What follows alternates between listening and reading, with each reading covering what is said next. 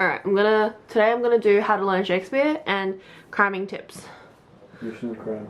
Huh? Steady, long-term study time. Too bad. You only have a month. No cram, I'm not cramming.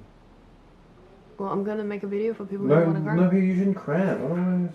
No, I know you shouldn't cram, but it's like, you're here now. It's like tips on how to get away with murder. Yeah.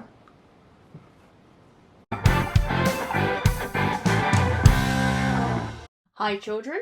So we all know that the step number 1 of cramming is don't do it. But what's step number 2 when you can't not do it anymore and you have to start cramming right now? What are you gonna do? This is a no judgment zone. Come here, fellow crammers, and I'll give you a few tips about how to cram effectively and efficiently for an English test. Specifically, very useful if your HSC or trials is coming up in the next couple of weeks. Step number 1 is to write your essay. Okay, I'm going to break this into smaller sections. Number 1 is to read as many exemplar essays as you humanly possibly can. Just go and find them.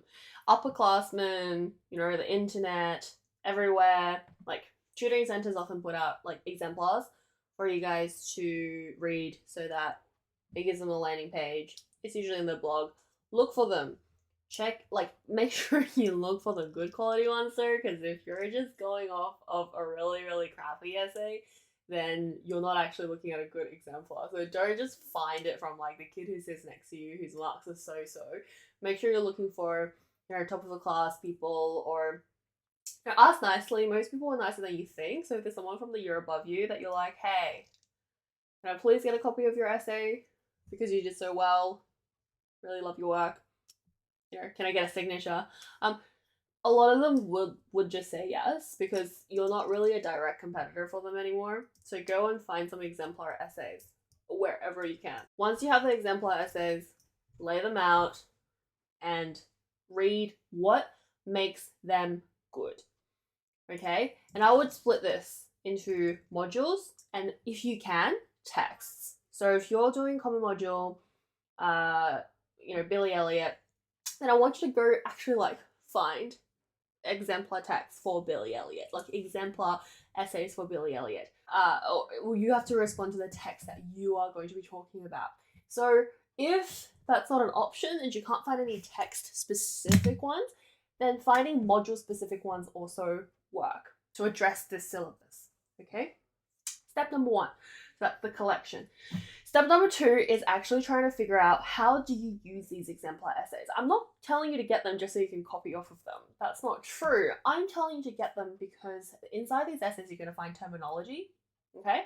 Like fancy schmancy words. If you're doing Shakespeare and you still have no idea what Renaissance humanism is, you're missing out. Either your teacher didn't mention it to you or you just, didn't really research up to that point. You need to figure out what these specific terminologies are. People get extra marks for that. So when you're reading a really good Billy Elliot essay, then you might see that someone might have called it a Bildungsroman, right? Fancy German word is a story about growing up. It's a coming of age story. That's what Billy Elliot was all about. So you will draw from these exemplars terms that you haven't even perhaps properly explored yet. Now, you gather these terms. These are important terms. The people must have talked about them for some reason, okay? Step number 3 is to figure out these terms and start integrating them into your own response, all right? You can't copy other people's arguments exactly, but sometimes for a lot of these really classic texts, the arguments tend to be a little bit repetitive, right? 1984 is not going to go very far away from social manipulation of citizens and totalitarianism. So having those themes, seeing what themes other people talk about is also really helpful. So start thinking about how can you use these themes? What are your opinions about these themes? You're borrowing their framework of thought, but you should not be plagiarizing. Plagiarism means you're not changing anything at all. This is their intellectual property and you're literally just writing it out word for word. That's not okay by any means, by any standards. It violates academic honesty. You're going to get penalized if you ever get found out. So you are really thinking, okay, so this person is talking about the way that the theme of language plays a role in 1984. That was a theme that I sort of wanted to talk about, but I'm not very clear about what my thought process is.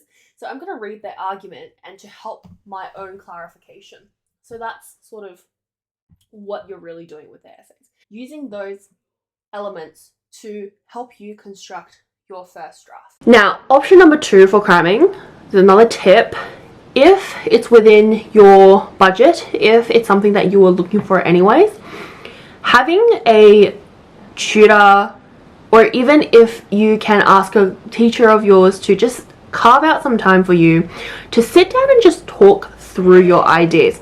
Oftentimes we can't write our ideas down very clearly, but if you have just a resource like that to rely on, that's actually really, really good. Or at least get that first draft that you write out there somewhere for someone with more experience than yourself and a fresh pair of eyes to really just mark it. Okay, they need to provide feedback. You know, you might think your arguments make sense, but you're not trying to convince yourself, you're trying to convince an audience. So get that first draft out ASAP. Okay, so if you only have, say, 2 weeks to figure out the entirety of your English assessment or assignment, then you should be spending like the first day just grabbing resources from as many places as you can. Day 2 to learn the terminology, to understand the themes in more depth, and to start incorporating those into your own essays. And then by day 4 or so, you should have sent out at least 1 draft by then. So my tip number 3 for cramming is there is no such thing as writer's block, and even if there is, you don't have any right to have it right now. If you're going to be cramming your English assignments, you can't afford to have writer's block. It's not like you're magically going to find the perfect moment. If anything, writer's block is a disguise. It's perfectionism disguised as a writer's block. Okay, how many times have I said writer's block? Many times. Don't take that as an excuse. If you just sit down and start writing, even if it's trash, you're at least producing words from your pencil. The worst thing is when you write nothing at all. Everyone waits for a perfect sentence. Most people have half-baked ideas. You're supposed to be putting those half-baked ideas down. There's a lot more to be found just discussing with yourself, like yourself on the paper and yourself here as a person. There's a lot more found there than anything else. Make sure you do that. Make sure you write. You can't afford writer's block. You don't get to say that, okay? Because you're cramming. So that's number 3. Number 4 really is don't sweat the small stuff and just start practicing with sample papers straight away. Like, just go for it. Go and find sample papers. Go and find past HSC papers. They're all online. I know that there hasn't been that many years for this particular syllabus, but there are people who have written the, like they've written sample questions that they think will be in the test. So go look for those, because if you're not practicing to sample questions, then you're really just making a list of techniques and quotes.